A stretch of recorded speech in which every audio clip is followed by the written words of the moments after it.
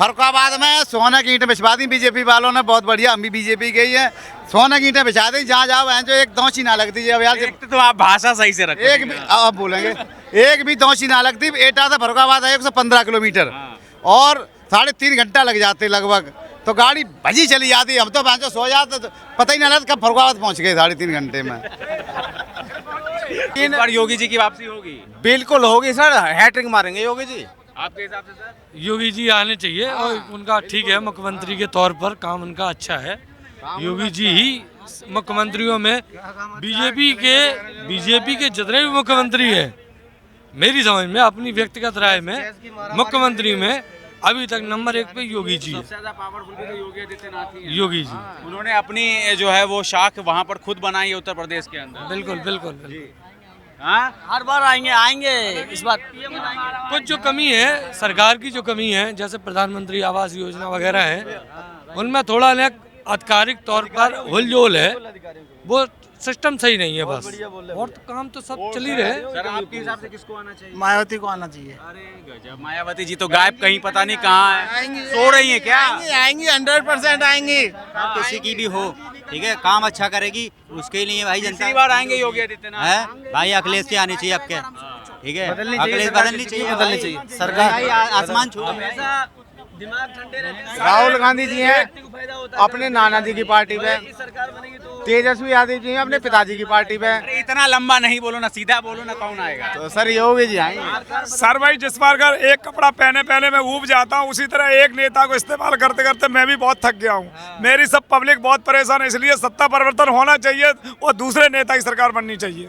नेता कौन होंगे? समाजवादी पार्टी होंगे, बहन जी होंगी? भाई बहन जी या समाजवादी पार्टी पर, ये भाजपा नहीं होनी चाहिए। भाजपा तो हम लोग भाई सबसे ज्यादा बेरोजगारी और हम लोग कंडक्टरों का जीना मुश्किल हो गया भाई, एक कंडक्टर परेशान है हम लोग। बालक हैं चाचा, बालक हैं घर में, तो क्या कर रहे हैं? दिखाओ कर क्या रहे हैं बालक तुम्हारे? भाई नई सरकार आनी चाहिए अखिलेश की भाई। एक बार बताओ तो, मतलब क्या कर रहे हैं?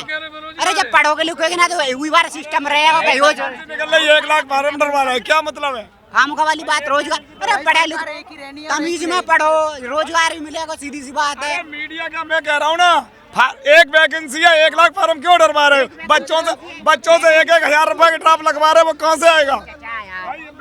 चचा के सवाल का जवाब दे दो। एक वैकेंसी है चाचा, वैकेंसी देखो, मतलब किसके ऊपर पूछी चाचा? आगे को तो लाओ। अरे हम ही पूछ लेते हैं, मुख्यमंत्री कौन बनेगा? नहीं, अपने हिसाब से योगी चलेगा जी, सीधी सी बात। ठोक के कह रहे योगी आएगा, योगी है, योगी रहेगा। अखिलेश क्यों नहीं आएंगे? अखिलेश की देखो अपनी तो कह रहे भाजपा की सफाई हो जाएगी। कौन कह रहा हो? अखिलेश यादव। अरे वो तो बहुत दिन से कही जा रही है, अब पता लगा क्या होना। अरे आप सुन लिया, सीधी सी बात है। योगी जी अपने योगी जी देखो, सबके अपने अपने विचार हैं, हमारे विचार है योगी जी हैं, योगी जी रंगे, योगी जी हैं, सीधी सी बात है। मेरे हिसाब से 100% योगी जी आने ही आने हैं। अभी तो तुमसे बात किया था, नहीं किया? मैं यूपी के ही हो। मैं जिला बधाई करनी पड़ेगी अपना रहेगा। विकास पे बात करो। मैं जिला बधाइयों का मनिंदर चौहान। सरकार से थोड़ी है, सरकार और नेता हो तो नरेंद्र मोदी जैसा हो। कितना पढ़े दूसरा नेता हमें चाहिए ना, जो बड़ा माने मानता रहे, हमें मतलब किसी से है नहीं। चाहिए तो नरेंद्र मोदी जैसा नेता चाहिए, योगी जैसा। हमें ना पता कौन बनेगा मुख्यमंत्री? योगी जी। राम भक्त पे गोली तो चलवाए थे उनके पिताजी, सारे रक्षा लाल हो चुकी थी। मैं गोरखपुर से हूँ।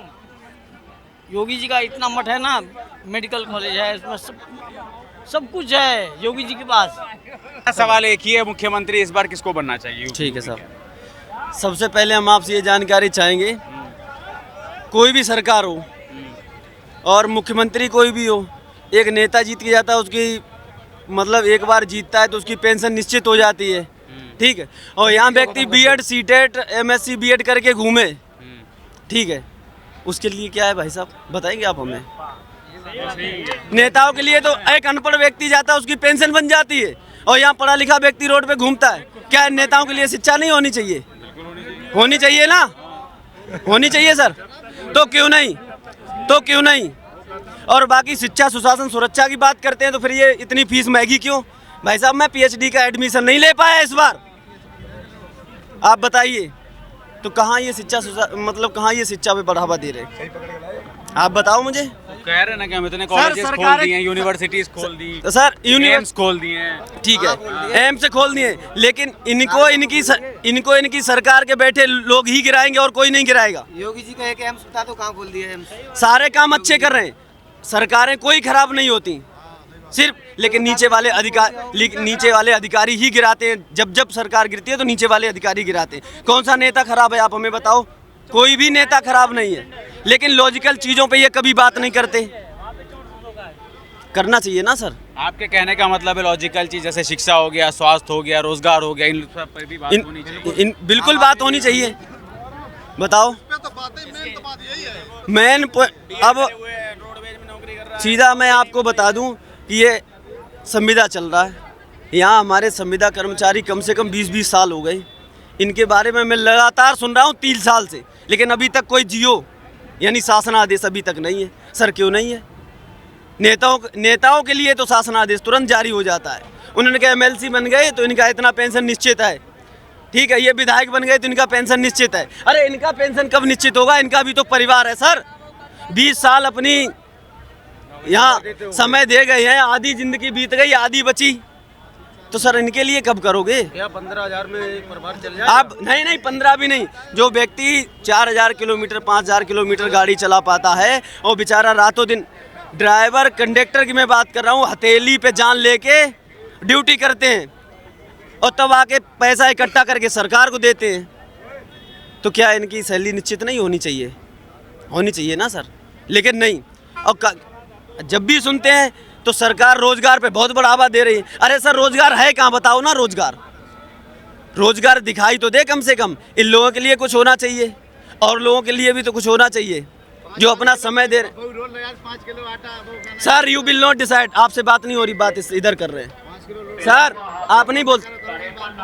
तो मैं तो आपसे ये निवेदन करूंगा कि आप अपने तरीके से भी और मीडिया में जो सच्चाई है वो दिखाएं और जाके सरकार को जिन चीज़ों पे काम करना चाहिए उन पे काम करे, जिन चीज़ों पे काम करना चाहिए उन पे काम करे।